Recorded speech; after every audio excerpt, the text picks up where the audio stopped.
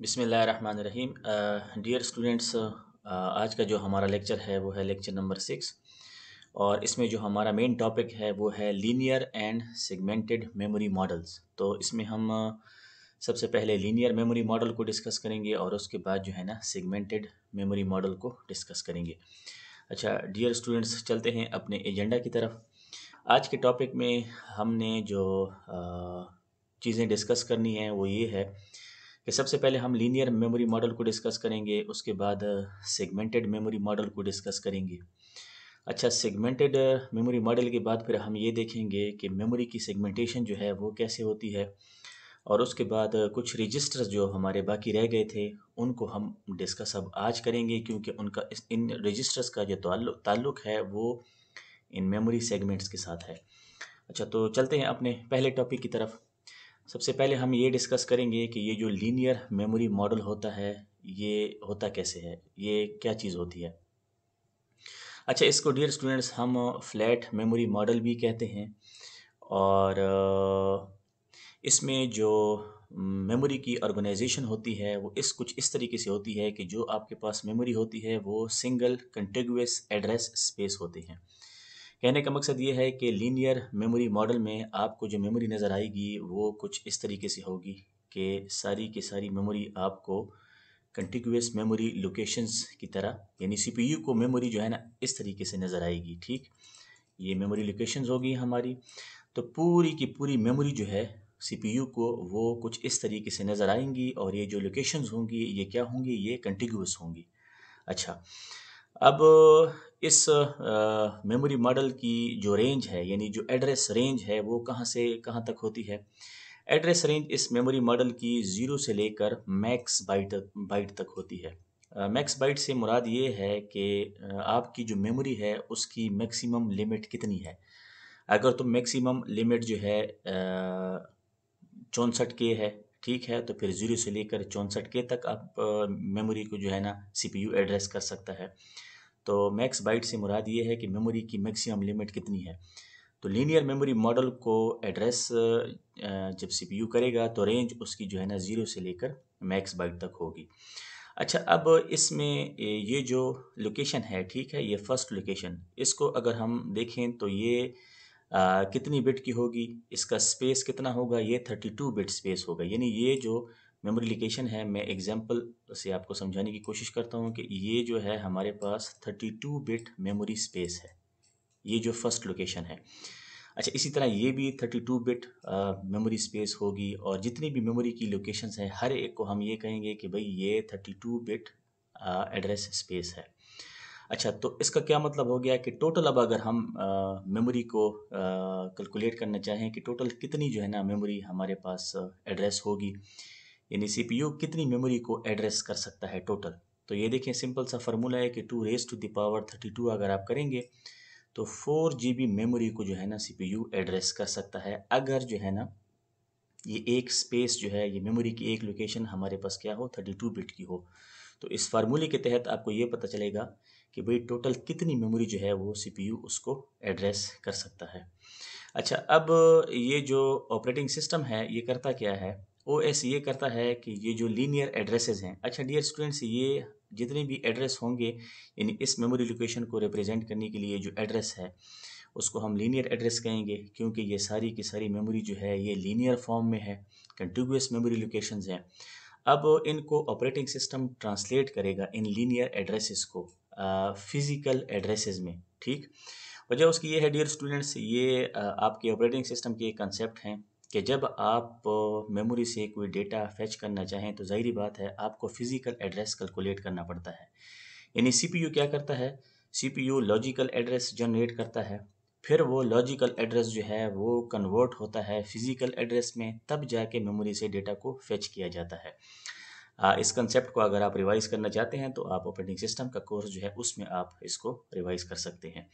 अब इस केस में अगर operating system in linear addresses को ट्रांसलेट करना चाहे तो उसको वो फिज़िकल एड्रेस में ट्रांसलेट करेगा, लेकिन पेजिंग की जो टेक्निक्स हैं उसको यूज़ करते हुए। अच्छा, अब ये पेजिंग की टेक्निक्स और ये सेगमेंटेशन की टेक्निक्स ये ऑपरेटिंग सिस्टम के कोर्स में अगर आपने पढ़ा है तो ठीक है, नहीं पढ़ा तो वहाँ पे आप काफ़ी डिटेल से इस को डिस्कस करेंगे कि भाई पेजिंग क्या चीज़ होती है, सेगमेंटेशन क्या चीज़ होती है, ठीक है ना। और कैसे जो है ना सीपीयू जब लॉजिकल एड्रेस जनरेट करता है तो कैसे उसको फिजिकल एड्रेस में कन्वर्ट किया जाता है डेटा को फेच करने के लिए। तो ये सारे कंसेप्ट्स आप ऑपरेटिंग सिस्टम में डिटेल से इंशाल्लाह स्टडी कर लेंगे। लेकिन इस पॉइंट तक सिर्फ ये काफ़ी है कि भाई ये जो लीनियर एड्रेसेस हैं इनको ऑपरेटिंग सिस्टम क्या करता है, कन्वर्ट करता है फिजिकल एड्रेसेस में पेजिंग की टेक्निक्स के थ्रू, क्योंकि डेटा को जो है ना जब हम फेच करेंगे एक्चुअली तो ज़ाहिर बात है फिजिकल एड्रेसेस तक हमने जाना होगा। अच्छा, अब जो दूसरी बात है वो ये है कि इन लीनियर मेमोरी मॉडल का फ़ायदा क्या है। देखिए, आपके जो सिंगल टास्किंग सिस्टम है या सिंगल टास्किंग एप्लीकेशन है तो वहाँ पे चूँकि मेमोरी मैनेजमेंट इतनी कम्प्लेक्स नहीं होती है, तो वहाँ पे ये जो फ्लैट मेमोरी मॉडल जिसको हमने कहा, या आप इसको लीनियर मेमोरी मॉडल भी कह सकते हैं, इसको यूज़ करना जो है परफेक्ट है, सूटेबल है। वजह उसकी ये है कि एक तो ये सिंपल इंटरफेस प्रोवाइड करता है, ठीक है, और मेमोरी की सारी लोकेशंस को जो है ना इजीली एक्सेस किया जा सकता है। यानी थोड़ी देर पहले मैंने पिछली स्लाइड में आपको ये कहा कि भाई सीपीयू को जो है ना पूरी की पूरी जो है ना मेमोरी मिलती है, ठीक है। अच्छा, मेमोरी को वो एज ए होल देख रहा होता है सीपीयू, या एक्सेस कर रहा होता है। अच्छा, दूसरी बात ये है कि डिज़ाइन के हवाले से भी ये मेमोरी मॉडल इतना कम्प्लेक्स नहीं है, तो ये इसके चंद एडवांटेजेस हैं। अच्छा, अब ये जो मेमोरी मॉडल है ये फ्लेक्सिबिलिटी भी प्रोवाइड करता है, ठीक। और सीपीयू के हार्डवेयर की रिक्वायरमेंट्स की अगर हम बात करें तो वो भी मिनिमम रिक्वायरमेंट्स हैं, यानी हार्डवेयर जो है सीपीयू में वो मिनिमम यूज़ होता है। डियर स्टूडेंट्स, आपको पता है कि सीपीयू में हम रजिस्टर्स यूज़ करते हैं, मुख्तलिफ यूनिट्स होते हैं, लॉजिकल अरिथमेटिक लॉजिकल यूनिट होता है, कंट्रोल यूनिट होता है, तो मुख्तलिफ किस्म का हार्डवेयर जो है वहाँ पे यूज़ होता है। अब अगर आप इस मेमोरी मॉडल को जो है ना फॉलो करें तो चूंकि इसका डिज़ाइन इतना कम्प्लेक्स नहीं है, रिक्वायरमेंट इतनी हाई नहीं है, तो सीपीयू में जो आपका हार्डवेयर यूज़ होगा वो भी क्या होगा, मिनिमम होगा। अच्छा, इसमें लास्ट वाला जो पॉइंट है वो ये है कि चूंकि एड्रेसिंग हमारे पास लीनियर हो रही होती है, तो अब इसका जो दूसरा बड़ा फ़ायदा है, जो एग्जीक्यूशन होती है वो नहायत ही स्पीड के साथ हो रही होती है। अब हम पढ़ेंगे आगे चल के सेगमेंटेड मेमोरी मॉडल को, तो वहाँ पे आपको पता लगेगा कि फ़र्क कैसे है। लेकिन यहाँ पे ये है कि इसका जो दूसरा बड़ा फ़ायदा है कि चूंकि आपके एड्रेसिंग लीनियर होती है, तो जो एग्जीक्यूशन होती है प्रोग्राम्स की या प्रोसेसेस की वो क्या होती है, स्पीड से होती है। क्यों? क्योंकि देखिए डियर स्टूडेंट्स, हमने ये कहा कि भाई सीपीयू को ये जो मेमोरी है एज ए होल जो है मिलती है, एज ए होल नज़र आ रही होती है। तो डेटा जो है वो सिक्वेंशली जो है ना इसमें पड़ा होता है, एक्सेस होता है, लीनियर एड्रेसिंग है, ठीक है, कंटिग्यूअस मेमोरी लोकेशंस हैं, तो ज़ाहिर बात है फिर स्पीड भी आ गई, एफिशिएंसी जो है ना आ गई, तो एग्जीक्यूशन जो है प्रोग्राम्स की या प्रोसेसेस की क्या होती है, वो स्पीड से होती है। लेकिन अब मसला ये हुआ कि चूंकि ये मॉडल जो है ये पुराना मॉडल है और ये पुराने जो सिस्टम्स हैं उनके लिए ये सूटेबल था। हाँ, अगर आपका कोई ऐसा इरादा है, कोई आप सिंगल टास्किंग और सिस्टम जो है ना डेवलप करना चाहते हैं या यूज़ करना चाहते हैं, तो उसके लिए फिर ये जो मेमोरी मॉडल है ये प्रेफरेबल है। लेकिन हमें पता है डियर स्टूडेंट्स, आजकल जो हम सिस्टम यूज़ कर रहे हैं वो सारे के सारे क्या हैं, मल्टीटास्किंग ऑपरेटिंग सिस्टम्स हैं।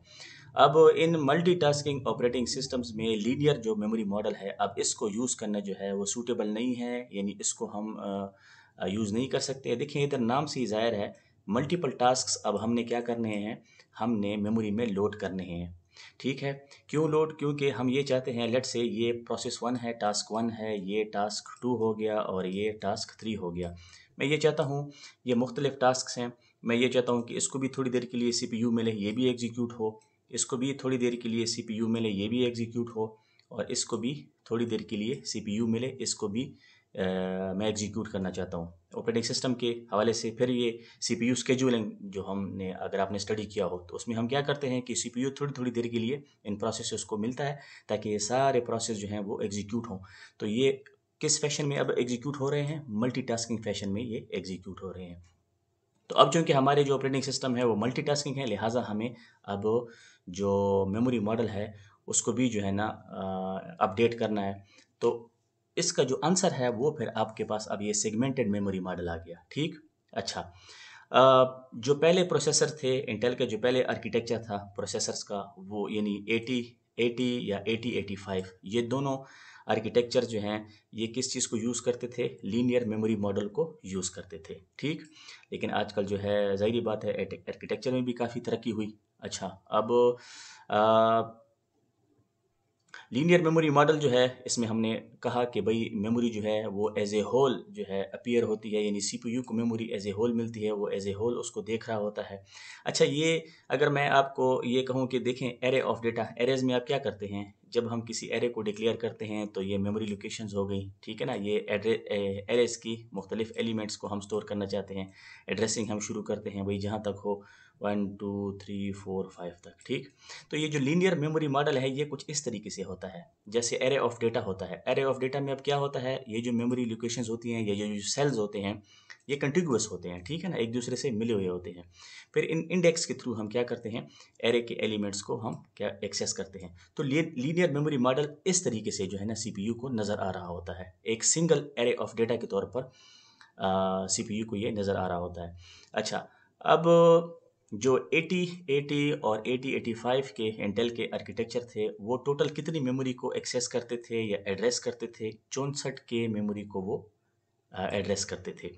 लेकिन जो एड्रेस बस की लाइंस यूज़ होती थी कितनी वो होती थी, ये 16 लाइंस यूज़ होती थी। डियर स्टूडेंट्स, ये जो बसेस हैं इसके मुतालिक हमने जो लेक्चर्स हैं पिछले उसमें काफ़ी डिटेल से डिस्कस किया है कि भाई डेटा बस होती है। अच्छा, फिर हमारे पास सिग्नल बस होती है जिस पे सिग्नल्स ट्रैवल करते हैं। अच्छा, फिर आपके पास एड्रेस बस होती है जिस पे एड्रेसेस ट्रैवल करते हैं। यानी अगर एक डेटा मैंने मेमोरी से लेना है तो एड्रेस बस पे उसका एड्रेस ट्रैवल करेगा कि भाई इस एड्रेस पर जाओ और इस डेटा को फेच करके लाओ। तो फिर डेटा जो है ना उसको डेटा बस जो है उस पे पुट कर दिया जाता है और वो ट्रैवल करता है। तो कहने का मकसद ये है कि ये जो आर्किटेक्चर थे हमारे पास पुराने 8080 और 8085 वाले, ये तकरीबन 64 के की मेमोरी को एड्रेस करते थे और इसके लिए जो एड्रेस बस यूज़ होती थी वो 16 लाइंस पर मुश्तमिल होती थी। अच्छा, लेकिन फिर तरक्की हुई, जो IP86 IP6 IPX80 का इंटेल का जो डिज़ाइन है, ठीक है, उसमें फिर ये हुआ कि कंपेटिबिलिटी के हवाले से ये बात रखी गई कि चलो ठीक है, ये जो आर्किटेक्चर 8080 और 8085 का आर्किटेक्चर हैं ये भी कंपेटेबल हों इस आर्किटेक्चर के साथ। कहने का मकसद ये है कि देखिए हमने अभी पढ़ा कि 80 और 8080 और 8085 ये जो पुराने आर्किटेक्चर थे ये कितनी मेमोरी को एड्रेस करते थे, 64 के मेमोरी को एड्रेस करते थे।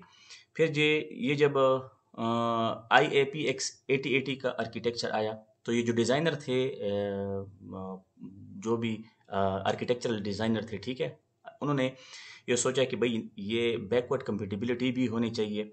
ऐसा ना हो कि ये जो आर्किटेक्चर्स हैं ये आपके बिल्कुल ही ऑब्सोलीट हो जाएं, बल्कि नहीं, इन आर्किटेक्चर्स को एकोमोडेट करने के लिए इन्होंने क्या किया कि इस चीज़ का भी ख्याल रखा कि ये 64 के की मेमोरी जो है ना ये एक्सेस हो, यानी बैकवर्ड कंपेटिबिलिटी हो।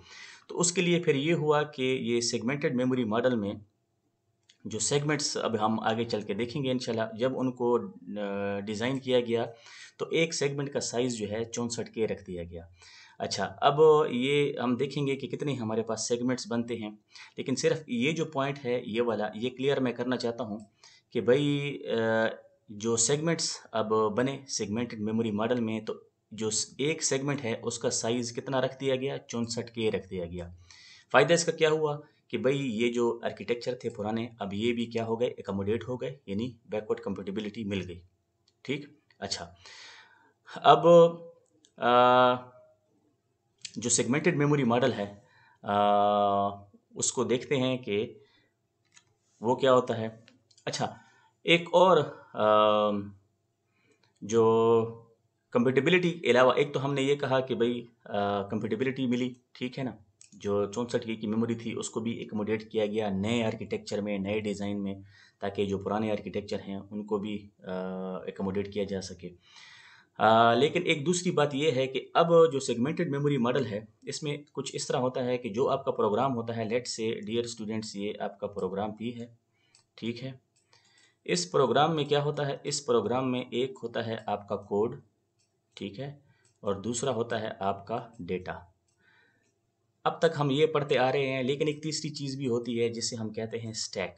जो कि आपके ये जो हाई लेवल लैंग्वेजेस जो आप यूज़ करते हैं, C++ यूज़ करते हैं, जावा यूज़ करते हैं, विजुअल बेसिक यूज़ करते हैं, ये जो भी हाई लेवल लैंग्वेज आप यूज़ करते हैं, इस चीज़ को जो है ना इनविजिबल किया होता है। ये चीज़ आपको वहाँ पे नज़र नहीं आती, आपसे छुपाई गई होती है। सिर्फ हम इन दो चीज़ों के साथ डील करते हैं कि भाई ये हमारा डेटा है, इस डेटा को अगर हमने मैनिपुलेट करना है, प्रोसेस करना है, तो उसके लिए जो है ना ये कोड है। ठीक। अच्छा, अब क्या हुआ कि ये जो तीन हमारे पास चीज़ें हैं, कोड हो गया, डेटा हो गया और स्टैक। इनको अब ये कहा गया कि भाई ये एक जगह पे अभी स्टोर नहीं होने चाहिए, बल्कि होना इस तरह चाहिए कि भाई मेमोरी का एक सेगमेंट बना दिया जाए, सॉरी मेमोरी को अब जो है ना डिवाइड कर दिया जाए। यानी लीनियर मेमोरी मॉडल में हमने क्या देखा कि सीपीयू को पूरी की पूरी मेमोरी एक सिंगल एरे ऑफ डेटा के तौर पर मिलती है, उसको as a memory as a whole जो है ना नज़र आ रही होती है। ठीक। कंटिग्यूअस मेमोरी लोकेशंस होते हैं वगैरह वगैरह, ये पिछली स्लाइड में हमने डिस्कस किया। अब सेगमेंटेड मेमोरी मॉडल में डियर स्टूडेंट्स ये होता है कि जो आपकी मेमोरी होती है इसको मुख्तलिफ सेगमेंट्स में डिवाइड कर दिया जाता है। ठीक। अच्छा, अब क्यों इसको डिवाइड कर दिया जाता है मुख्तलिफ सेगमेंट्स में? ये जो तीन बातें हमने पढ़ी इस बिना पर कि भाई ये जो कोड है अब ये आपका क्या होगा, ये मेमोरी के इस सेगमेंट में आएगा। ये जो आपका डेटा है ये कहाँ जाएगा, अब लेट से ये मेमोरी के इस सेगमेंट में आएगा।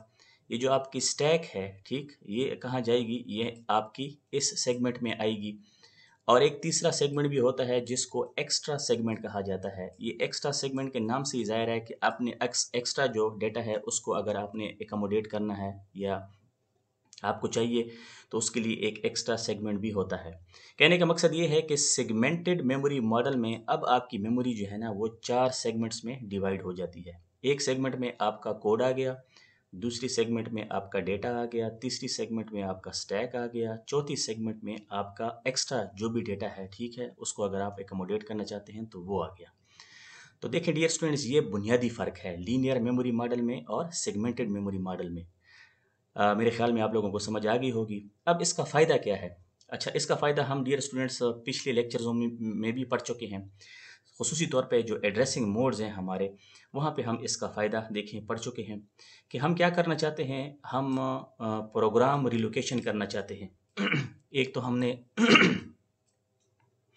एक तो हमने ये चीज़ पढ़ी। अच्छा, अभी थोड़ी देर पहले हमने इधर ये भी कहा था कि भाई मल्टीटास्किंग ऑपरेटिंग सिस्टम अब आजकल हमारे जो हैं वो क्या हैं, वो मल्टीटास्किंग ऑपरेटिंग सिस्टम है। मल्टीपल प्रोसेसेस जो हैं साइमल्टेनियसली रन कर रहे होते हैं।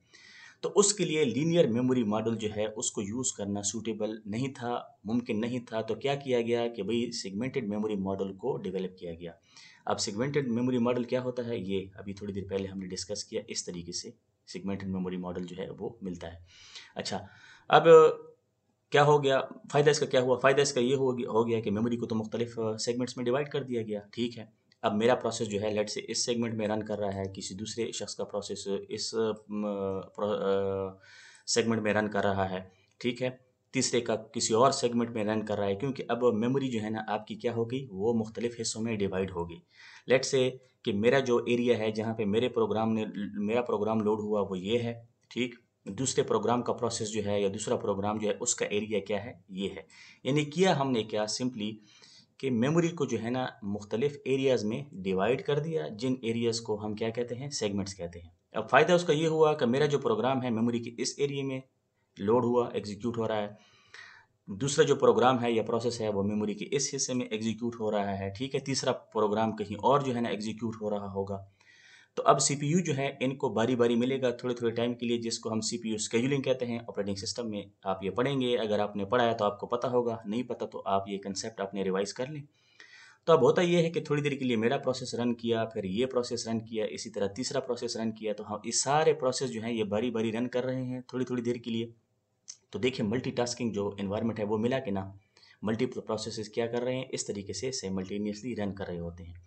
फ़ायदा क्या हुआ कि देखिए मेरा जो एरिया है वो ये है, ये जो प्रोसेस 2 है ये मेरी एरिया में, मतलब है कि इधर कोई गड़बड़ नहीं करेगा। ये जो मेरा प्रोसेस है ये इस एरिया में नहीं आएगा, इधर जो है ना कोई गड़बड़ नहीं करेगा, बल्कि हर एक प्रोसेस अपने अपने एरिया में अब क्या हो रहा है, लोड हो रहा है और एग्जीक्यूट हो रहा है। तो ये बेसिक फ़ायदा है dear students segmented memory model का। ठीक। अच्छा, अब ये है कि ये जो प्रोग्राम रिलोकेशन की हमने बात की थी कि पिछले जो एड्रेसिंग मोड में है, थोड़ा सा रिवाइज कर दूं। देखिए, हमने ये कहा था कि मेरे प्रोग्राम को अभी ये जो एरिया है ये मिला, मेरा प्रोग्राम टर्मिनेट हो गया या इंटरप्ट हो गया, कोई भी वजह हुई, मेरा जो प्रोग्राम है उसको मेमोरी से ऑफलोड कर दिया गया और हार्ड डिस्क पर रख दिया गया। अच्छा, ये जो मेमोरी से प्रोग्राम को ऑफलोड करना है और हार्ड डिस्क पर रखना, इस प्रोसेस को कहते हैं स्वैप आउट। ठीक। फिर कुछ अरसे के बाद मेरे प्रोग्राम को दोबारा मेमोरी की ज़रूरत हुई।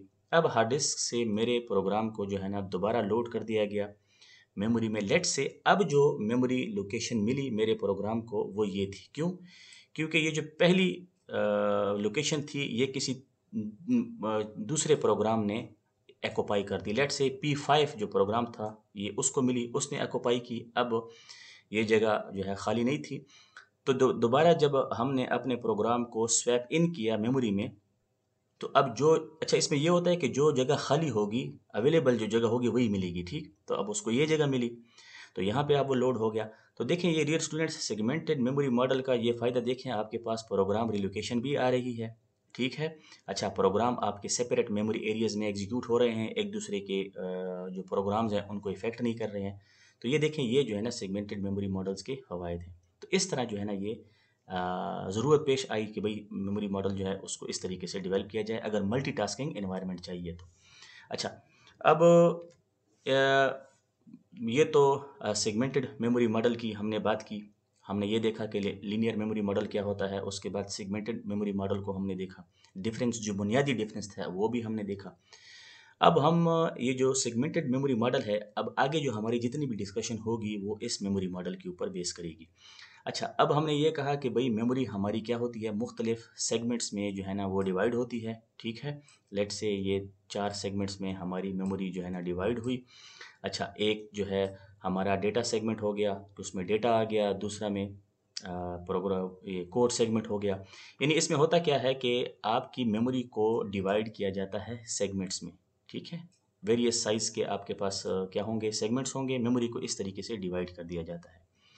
अब हर एक सेगमेंट जो है उसको हम क्या कहते हैं, एरिया इन मेमोरी। यानी ये सेगमेंट और कुछ नहीं है बल्कि क्या है, मेमोरी का एक एरिया है। ठीक है। ये लेट से इस मेमोरी एरिया को हमने डेटा सेगमेंट कह दिया, इस मेमोरी एरिया को हमने कोड सेगमेंट कह दिया। ठीक, जैसे पीछे हमने देखा।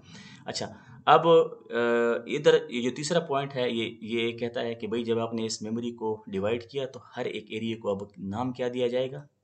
नहीं, इस प्रोसेस को जब हमने मेमोरी को मुख्तलिफ एरियाज़ में डिवाइड किया तो इस प्रोसेस को अब क्या कहा जाता है, सेगमेंटेशन कहा जाता है। अच्छा डियर स्टूडेंट्स, थोड़ी देर पहले भी मैंने डिस्कस किया, ये ऑपरेटिंग सिस्टम में आप जब ये टॉपिक पढ़ेंगे, अगर आपने नहीं पढ़ा तो या आपने पढ़ा है तो पेजिंग और सेगमेंटेशन का जो कंसेप्ट है ये वही है। ठीक है। तो वहाँ पे आपने शायद डिटेल से भी पढ़ा हो। अच्छा, अब फ़ायदा क्या है, इसका फ़ायदा हमने पहले भी देखा और हम ये चाहते हैं कि एग्जीक्यूशन भी जो है ना हमारी क्या हो, वो स्पीड से हो।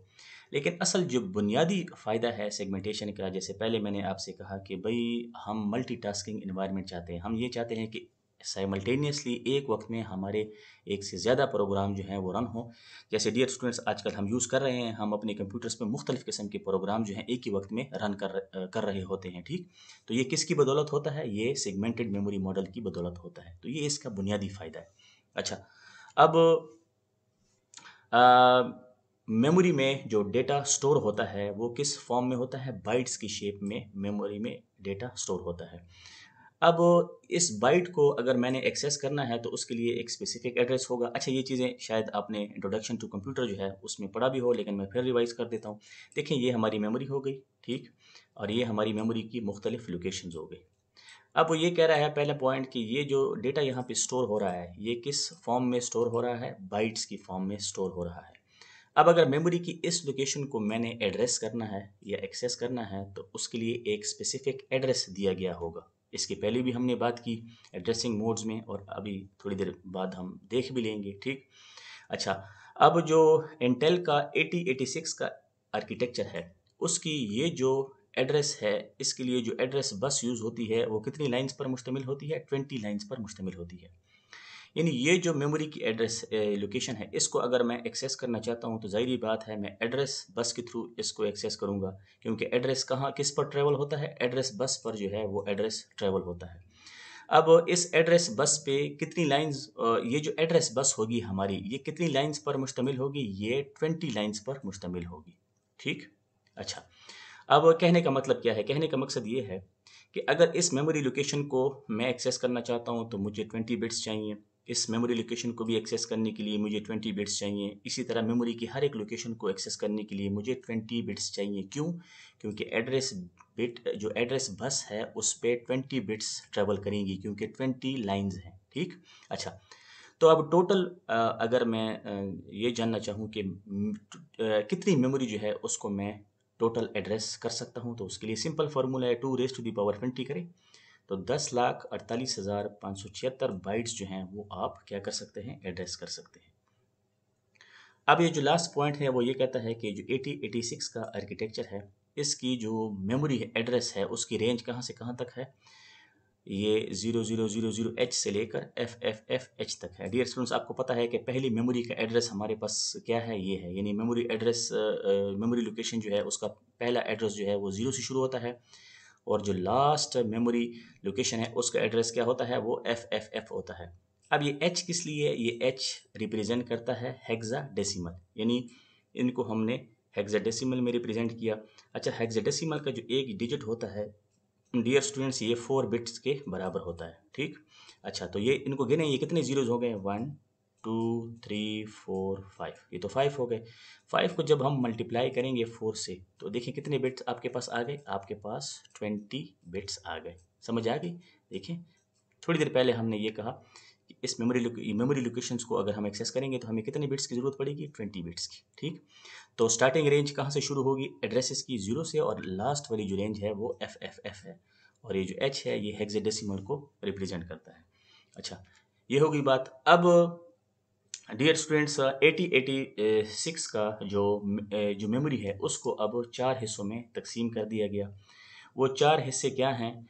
उसको हम एक को कोड सेगमेंट कहते हैं, एक को डेटा सेगमेंट कहते हैं, एक को स्टैक सेगमेंट कहते हैं, एक को एक्स्ट्रा सेगमेंट कहते हैं। पीछे हमने डिस्कस भी किया, लेकिन मैं दोबारा आपको बता देता हूँ। ये देखिए, ये मेमोरी है कंप्यूटर की। ठीक। तो जो 8086 का आर्किटेक्चर है वो क्या करता है? इस मेमोरी को मुख्तलिफ सेगमेंट्स में डिवाइड करता है। अच्छा, अब ये जो सेगमेंट हो गया ये लेट से कोड सेगमेंट हो गया। ठीक, CS। ये जो सेगमेंट हो गया ये DS, मैं शॉर्टली लिख रहा हूँ, डेटा सेगमेंट हो गया, ये स्टैक सेगमेंट हो गया, और एक एक्स्ट्रा सेगमेंट। अच्छा, ये जो एक्स्ट्रा सेगमेंट है इसका फ़ायदा ये है कि एक्स्ट्रा अगर आप कुछ डेटा जो है ना वो मैनिपुलेट करना चाहते हैं, या एक्स्ट्रा डेटा के लिए आपको चाहिए, तो ये इसको आप यूज़ कर सकते हैं। लेकिन एक एक बात याद रखिएगा कि ये जो सेगमेंट्स हैं इनका साइज़ कितना है? 64K है। ठीक, पीछे हमने डिस्कस किया क्यों 64K इस सेगमेंट का साइज़ है। उसकी वजह ये है कि जो 8080 और 8085 ये जो पुराने आर्किटेक्चर है इनको एकोमोडेट करने के लिए इस साइज़ को 64K रखा, क्योंकि हमने पढ़ा कि ये जो पुराने आर्किटेक्चर हैं ये कितनी मेमोरी को एड्रेस करते हैं? 64K मेमोरी को एड्रेस करते हैं।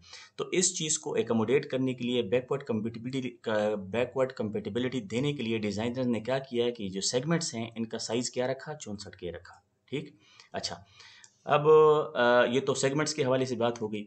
अब सेगमेंट रजिस्टर्स की बात करते हैं। अच्छा डियर स्टूडेंट्स, रजिस्टर्स के मुतल्लिक हमने काफ़ी डिटेल से डिस्कस किया था, काफ़ी सारे रजिस्टर्स हमने देखे थे।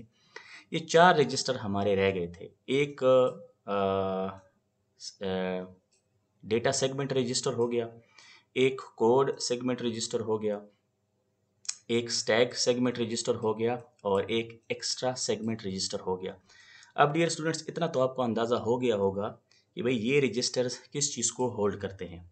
अच्छा, अब ये जो पॉइंट्स लिखे हैं मैं एक एग्जांपल से जो है ना आपको समझाने की कोशिश करता हूँ। देखें, अब सेगमेंट रजिस्टर्स क्या होते हैं? डियर स्टूडेंट्स, ये हमारे पास क्या आ गए? 4 सेगमेंट्स रजिस्टर्स आ गए। पहले को हम क्या कहते हैं? डेटा सेगमेंट रजिस्टर कहते हैं। इसमें अब क्या चीज़ स्टोर होगी? बेस एड्रेस स्टोर होगा डेटा का, कि डेटा मेमोरी में कहाँ से शुरू हो रहा है। उसको हम क्या कहते हैं? इसको हम बेस एड्रेस भी कहते हैं, या इसको हम स्टार्टिंग एड्रेस भी कहते हैं, कि भाई मेमोरी में लेट से ये कंप्यूटर की मेमोरी है। ठीक, इसको हमने मुख्तलिफ सेगमेंट्स में डिवाइड किया हुआ है। अच्छा, अब लेट से कि ये जो मेरा प्रोग्राम है वो 100th एड्रेस से शुरू हो रहा है। अब ये जो 100 एड्रेस है, लेट से मेरा प्रोग्राम जो है ना इन 2 मेमोरी लोकेशंस पर मुश्तमिल है, या ये जो सेल्स हैं इसको ऑक्यूपाई किया हुआ है, एग्जाम्पल के तौर पे लेते हैं इसको। अच्छा, तो ये जो 100 है, ठीक, ये अब क्या हो गया, ये बेस एड्रेस हो गया, ये वो स्टार्टिंग एड्रेस हो गया जो कि कहाँ पे सेव होगा, डेटा सेगमेंट रजिस्टर में सेव होगा। इससे हमें ये पता चलेगा कि भाई मेमोरी में हमारा डेटा जो है वो यहाँ से शुरू हो रहा है, ठीक है, यहाँ से यानी उसकी जो स्टार्टिंग एड्रेस है, बेस एड्रेस है, वो ये है, यानी यहाँ से हमारा जो डेटा है मेमोरी में वो शुरू हो रहा है। अच्छा, इसी तरह कोड सेगमेंट रजिस्टर में अब क्या हो गया, लेट से जो हम कोड है हमारे डेटा का वो यहाँ से शुरू हो रहा है, ठीक। कहने का मकसद ये है कि ये जो इन्फॉर्मेशन है, अब ये क्या है, ये बेस एड्रेस है या स्टार्टिंग एड्रेस है हमारी कोड का, ये कहाँ पे स्टोर होगा, सेव होगा CS में। इससे मुराद ये है कि भाई जो हमारा कोड है मेमोरी में वो इस जगह से शुरू हो रहा है, इस एड्रेस से शुरू हो रहा है। तो जहाँ से भी आपका डेटा या आपका कोड या आपकी स्टैक या आपका एक्स्ट्रा जो वो है डेटा है वो शुरू हो मेमोरी में, तो जो स्टार्टिंग एड्रेस है उसको हम क्या कहते हैं, बेस एड्रेस कहते हैं। अब ये जो रजिस्टर्स हैं, डेटा सेगमेंट रजिस्टर, इसमें क्या होगा कि भाई डेटा हमारा मेमोरी में कहाँ से शुरू हो रहा है, वो एड्रेस क्या है, यहाँ से हमें मिलेगा, DS से। अच्छा, कोड जो है मेमोरी में हमारा कहाँ से शुरू हो रहा है, उसका स्टार्टिंग एड्रेस कहाँ पे हमें मिलेगा या उसका बेस एड्रेस कहाँ हमें मिलेगा, CS में। अच्छा, स्टैक सेगमेंट जो है हमारा मेमोरी में कहाँ से शुरू हो रहा है, तो स्टार्टिंग एड्रेस कहाँ से हमें मिलेगा, इस रजिस्टर से हमें मिलेगा, सेगमेंट स्टैक सेगमेंट से। एक्स्ट्रा अगर कोई डेटा है जिसको हम मैनिपुलेट करना चाहते हैं या प्रोसेस करना चाहते हैं, वो मेमोरी में कहाँ से शुरू हो रहा है, उसका स्टार्टिंग एड्रेस या बेस एड्रेस कहाँ पर है, तो उसकी मालूमात हमें इस रजिस्टर से मिलेगी। तो डियर स्टूडेंट्स, ये जो रजिस्टर्स हैं जिनको हम क्या कहते हैं, सेगमेंट रजिस्टर्स कहते हैं, इनमें असल में ये इन्फॉर्मेशन पड़ी होती है कि भाई आपका डेटा, आपका कोड, आपका स्टैक और आपका जो एक्स्ट्रा डेटा है वो मेमोरी में कहाँ से शुरू हो रहे हैं, उनका स्टार्टिंग या बेस एड्रेस का कहाँ है, क्या क्या है, तो वो इन्फॉर्मेशन असल में आपको ये रजिस्टर्स प्रोवाइड करेंगे, ठीक। अच्छा, लेकिन इधर एक मसला है, मसला ये है कि ये जो आपके सेगमेंट रजिस्टर्स हैं, ये डेटा सेगमेंट रजिस्टर हो गया, कोड सेगमेंट, स्टैक सेगमेंट और एक्स्ट्रा सेगमेंट, ये कितनी बिट के होते हैं, ये 16 बिट्स के होते हैं। लेकिन अभी थोड़ी देर पहले हमने ये कहा कि ये जो मेमोरी है, ठीक है, इसमें इनके जो एड्रेसेस हैं वो कितनी बिट्स के होते हैं, वो तो 20 बिट के होते हैं। अब ये तो मसला हो गया, मसला इस तरह हो गया कि भाई डेटा सेगमेंट में जो रजिस्टर जो वैल्यू पड़ी हुई है, डेटा सेगमेंट रजिस्टर में जो वैल्यू पड़ी हुई है वो तो 16 बिट्स है, मतलब है कि वो तो जो इन्फॉर्मेशन है वो 16 बिट्स है। अब मैं जो मेमोरी लोकेशन एड्रेस करना चाह रहा हूँ वो तो 20 बिट है, तो ये तो मसला हो गया। अब इसको एकोमोडेट करने के लिए चलते हैं आगे, अगली स्लाइड पे, वहाँ पे हमें इसका जो आंसर है वो मिलेगा। लेकिन उससे पहले जो है ये जो मैंने बात की वो बताई गई है कि भाई अब हम जो है 20 बिट का एड्रेस कैसे ऑब्टेन करेंगे 16 बिट रजिस्टर्स के साथ। पिछली स्लाइड पे हमने ये कहा कि हमारे जो सेगमेंट रजिस्टर्स हैं ये तो 16 बिट रजिस्टर्स हैं, लेकिन जो हमारी मेमोरी है वो 20 बिट एड्रेस की मेमोरी है। तो अब तो ये मसला हो गया, अब कैसे जो है ना 16 बिट रजिस्टर्स जो है ना वो एक्सेस करेंगे या एड्रेस करेंगे 20 बिट एड्रेस का। तो यहाँ पे लिखा है कि अगली चंद स्लाइड्स में इसका आंसर हमें मिल जाएगा। लेकिन उससे पहले चंद बातें फिजिकल एड्रेस, लॉजिकल एड्रेस और लॉजिकल एड्रेस को कैसे कैलकुलेट किया जाता है उस हवाले से। देखिए, हमने ये कहा कि ये जो हमारी मेमोरी है, ठीक, इसमें जो मेमोरी लोकेशंस हैं, ठीक है, ये क्या है, इस मेमोरी लोकेशन को अगर मैं एक्सेस करना चाहता हूँ तो कितनी बिट्स की मुझे ज़रूरत पड़ेगी, 20 बिट्स की, ठीक। अब ये जो एड्रेस है इसको हम क्या कहेंगे, ये फिजिकल एड्रेस है हमारा। अच्छा, जो CPU एड्रेस जनरेट करता है उसको हम क्या कहते हैं, उसको हम लॉजिकल एड्रेस कहते हैं। अब ये लॉजिकल एड्रेस जो है इसकी शक्ल कैसी होगी, वो ये होगी कि बेस एड्रेस में जो भी आपकी वैल्यू पड़ी है उसको जमा कर दो ऑफसेट के साथ। अब ये आपका क्या हो गया, ये आपका लॉजिकल एड्रेस होगा, ठीक हो गया। अच्छा डियर स्टूडेंट्स, ये हमने ये जो इफेक्टिव एड्रेस के हवाले से बात की थी एड्रेसिंग मोड में, अगर आपको याद हो तो आपको नज़र आ रहा होगा कि कुछ इस तरह की बात हम कर रहे हैं। ये अभी अगली जो स्लाइड्स हैं वहाँ पे क्लियर हो जाएगी। तो कहने का मकसद ये है कि CPU क्या करता है, लॉजिकल एड्रेस जनरेट करता है इस तरीके का, base address plus offset.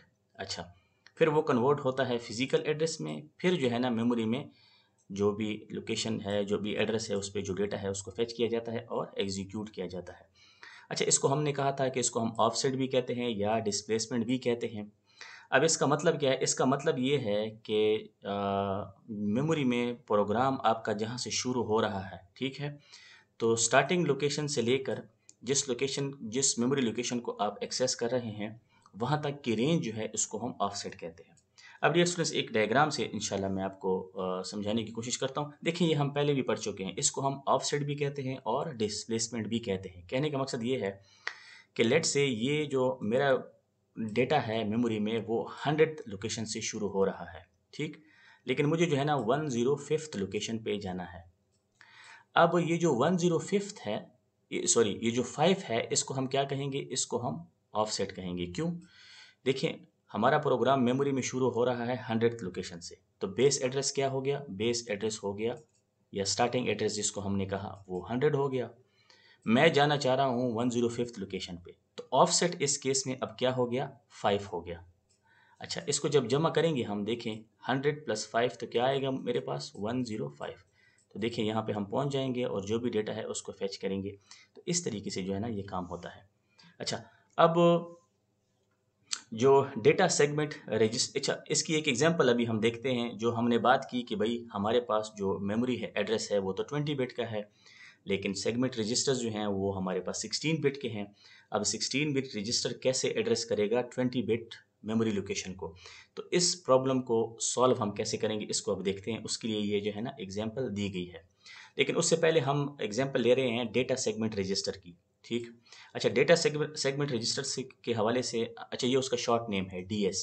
Complete name क्या है? डेटा सेगमेंट रजिस्टर, और शॉर्टली इसको हम कहते हैं डीएस। लेट से जो डीएस है उसकी वैल्यू ये है 2222। अच्छा, एच रिप्रेजेंट करता है हेक्साडेसिमल को।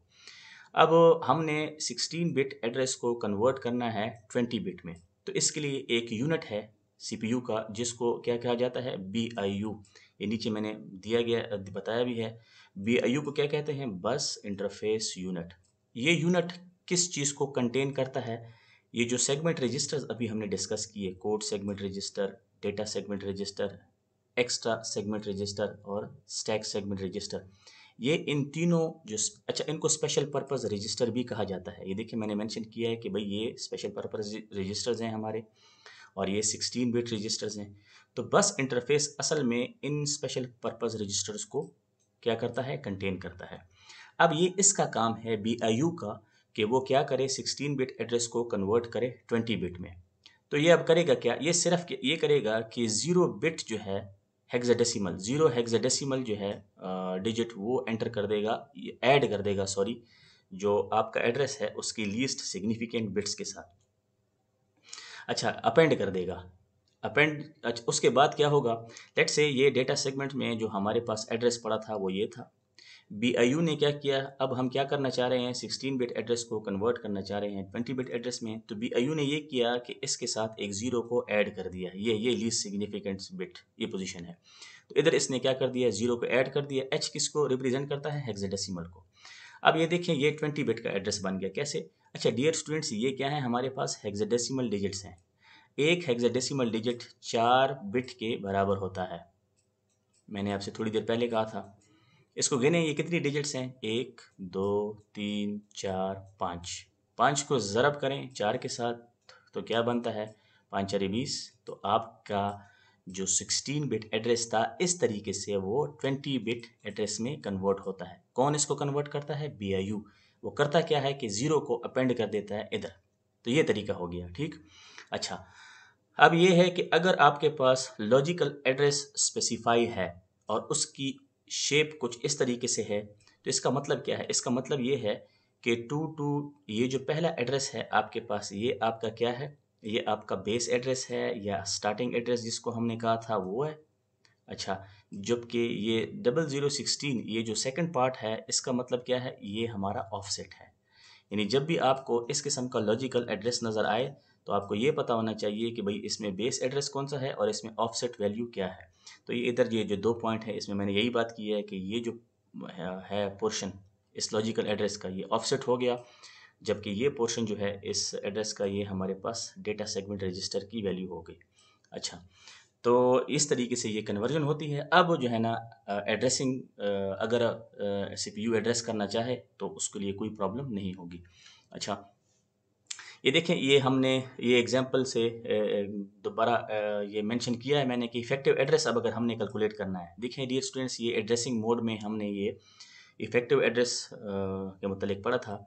ये इफेक्टिव एड्रेस आपका वो एड्रेस होता है जहाँ पे एक्चुअल ऑपरेंड पड़ा होता है। लेट्स से अगर हमारे पास इफेक्टिव एड्रेस 100 है, तो मतलब ये है कि जो एक्चुअल डेटा है, ऑपरेंड है, वो ये है। ठीक है, यानी इस एड्रेस पे जो एक्चुअल ऑपरेंड और डेटा है वो ये है। ये आपका क्या हो गया, अब इफेक्टिव एड्रेस हो गया। ये हमने एड्रेसिंग मोड में पढ़ा था। इधर अगर हमने इफेक्टिव एड्रेस कैलकुलेट करना है तो उसके लिए फार्मूला क्या है, स्टार्टिंग एड्रेस ऑफ सेगमेंट, वही जो हमने पीछे बात की कि बेस एड्रेस या स्टार्टिंग एड्रेस और प्लस ऑफसेट, जो पीछे हमने देखा। तो ये इसके लिए फार्मूला है। और हमने एक एग्जांपल से भी देखा कि कैसे जो है ना, अगर मैं 105th लोकेशन तक जाना चाहता हूँ तो मैं कैसे जाऊँगा, इफेक्टिव एड्रेस हम कैसे कैलकुलेट करेंगे, तो पीछे हमने देखा भी। अच्छा, अब इसके लिए ये एग्जांपल जो है मैंने इधर लिखी है, आपको नज़र आ रही होगी। देखिए, हमने ज़ीरो एंड BIU ने क्या किया, ज़ीरो अपेंड किया क्योंकि कन्वर्जन करनी थी। अच्छा, उसके साथ इसको हमने जमा किया तो जो वैल्यू मेरे पास आई वो ये है। अब अगली स्लाइड पे एक डायग्राम है, सॉरी, अगली स्लाइड पे एक डायग्राम है, उसमें यही है कि ये देखें, ये हमारे पास डेटा सेगमेंट रजिस्टर है। उसकी जो वैल्यू है वो ये है, जो कि 16 बिट है। लेकिन जो हमारी मेमोरी है वो तो 20 बिट की मेमोरी है। अच्छा, ये जो है, ये डियर स्टूडेंट्स, ये क्या है, ये मेमोरी है। अब 20 बिट्स की मेमोरी को 16 बिट रजिस्टर कैसे एड्रेस करेगा, तो उसके लिए हमने ये कहा कि BIU क्या करेगा, एक ज़ीरो अपेंड कर देगा इधर LSB पर। तो उसके साथ क्या हो जाएगा कि ये जो कन्वर्जन है 16 बिट की 20 बिट में, ये हो जाएगी और मसला हल हो जाएगा। अब जो है ना CPU एड्रेस कर सकता है। तो ये देखें, मेमोरी के इस लोकेशन पे बाइट 0 है, इस लोकेशन पे बाइट 1 है, इस लोकेशन पे बाइट 2 है। अच्छा, अब मैं इस लोकेशन पे जाना चाहता हूँ। ठीक, ये मेरा क्या है, ऑपरेंड है। यानी ये इस मेमोरी लोकेशन पे जो बाइट पड़ी हुई है, जो ऑपरेंड है मेरा, जो डेटा है, उसको मैं फेच करना चाहता हूँ। तो अब करूँगा क्या कि डेटा सेगमेंट रजिस्टर, ये जो वैल्यू है, ठीक, इसके साथ हमने ऐड किया इसको, ऑफसेट वैल्यू को। तो मुझे क्या चीज़ मिली, ये। अब इधर जो है मेरा एक्चुअल बाइट या एक्चुअल ऑपरेंड पड़ा हुआ है, तो उसको फेच किया जाएगा और एग्जीक्यूट किया जाएगा। ये देखें, ये सिंपल ये कैलकुलेशन है। ये जो रजिस्टर कोड सेगमेंट रजिस्टर की वैल्यू, डेटा सेगमेंट रजिस्टर की वैल्यू थी, वो जिसको हमने कहा कि ये बेस एड्रेस वैल्यू है या स्टार्टिंग वैल्यू है, उसके साथ ऑफसेट वैल्यू को जमा किया गया, तो ये जो आंसर है हमारे पास आया। तो ये वही चीज़ है, ये देखें, इसके साथ जो है, जो डेटा सेगमेंट रजिस्टर की वैल्यू थी उसके साथ जमा किया गया, ऑफसेट की वैल्यू को हमें रिजल्ट के तौर पर ये चीज़ मिली। अब इधर आके, यानी इस मेमोरी लोकेशन को अब हम एक्सेस कर सकते हैं। तो डियर स्टूडेंट्स, इस तरीके से जो है ना ये काम होता है। अच्छा, अब कि ये जो ऑफसेट्स हैं जिसकी हमने अभी बात की, ठीक, इसको हम कहाँ देखेंगे, कहाँ पे ये ऑफसेट हमें मिलेंगे। तो ये हमारे पास रजिस्टर्स हो गए, और ये अब इसके लिए ऑफसेट रजिस्टर्स यूज़ होते हैं। क्वेश्चन क्या है डियर स्टूडेंट्स, मैं रिपीट करता हूँ, where to look for the offsets. ये जो ऑफसेट की वैल्यू है मुझे मिलेगी कहाँ पे, इसके लिए रजिस्टर्स यूज़ होते हैं, और उनको हम क्या कहते हैं, ऑफसेट रजिस्टर्स कहते हैं। ये हमारे सेगमेंट रजिस्टर हो गए, code segment register, data segment register, stack segment register और एक्स्ट्रा सेगमेंट रजिस्टर। अब ऑफसेट वैल्यूज़ अगर मुझे चाहिए तो वो मुझे कहाँ से मिलेंगी। कोड सेगमेंट के लिए आपको जो ऑफसेट रजिस्टर दिया गया है वो है IP, ठीक है। IP रजिस्टर जो है, इसमें क्या चीज़ पड़ी होती है, नेक्स्ट इंस्ट्रक्शन का एड्रेस पड़ा होता है, तो ऑफसेट आपको यहाँ मिलेगा। डेटा सेगमेंट रजिस्टर के लिए जो ऑफसेट्स हैं उनकी वैल्यूज़ आपको कहाँ मिलेंगी, BX, DI और SI रजिस्टर में। अच्छा, इधर आपको एड्रेस मिलेगा डेटा का। स्टैक सेगमेंट रजिस्टर जो हैं, उनके लिए अगर हमें ऑफसेट्स चाहिए, ऑफसेट्स वैल्यूज़ चाहिए, तो वो हमें इन रजिस्टर्स में मिलेगी, SP और BP। अच्छा, और अगर एक्स्ट्रा सेगमेंट रजिस्टर है उसके लिए हमें ऑफसेट्स चाहिए, तो वो हमें इन रजिस्टर्स में मिलेंगे, BX, DI और SI। तो डियर स्टूडेंट्स, ये हमारा लेक्चर था आज का, जिसमें हमने दो मेमोरी मॉडल्स जो है ना डिस्कस किए बेसिकली, एक लीनियर मेमोरी मॉडल और एक सेगमेंटेड मेमोरी मॉडल। हमने ये देखा कि लीनियर मेमोरी मॉडल क्या है, फिर हमने ये देखा कि सेगमेंटेड मेमोरी मॉडल क्या होता है, इन दोनों के दरमियान मेजर डिफरेंस को हमने देखा। हमने ये भी देखा कि अगर हमें लीनियर मेमोरी मॉडल को यूज़ करना है तो सिस्टम जो है वो सिंगल टास्किंग सिस्टम होना चाहिए। लेकिन चूंकि आजकल हम मल्टीटास्किंग एनवायरनमेंट में काम कर रहे हैं तो ज़ाहिर बात है फिर हमें नए मेमोरी मॉडल की ज़रूरत पड़ी, और उसी की वजह से जो है ना सेगमेंटेड मेमोरी मॉडल को डेवलप किया गया। आजकल यही मॉडल यूज़ हो रहा है। अच्छा, फिर हमने देखा कि भाई काम इसमें कैसे होता है, वो भी हमने तफसील से देखा। तो डियर स्टूडेंट्स, अगर आपका कोई क्वेश्चन है तो आप पुट करें KCMS की साइट पे। इंशाल्लाह मैं पूरी कोशिश करूँगा कि जितना चीज़ों को अच्छे तरीके से मैं एक्सप्लेन कर सका मैं करूँगा। तो नेक्स्ट लेक्चर के लिए फ़ी अमान अल्लाह।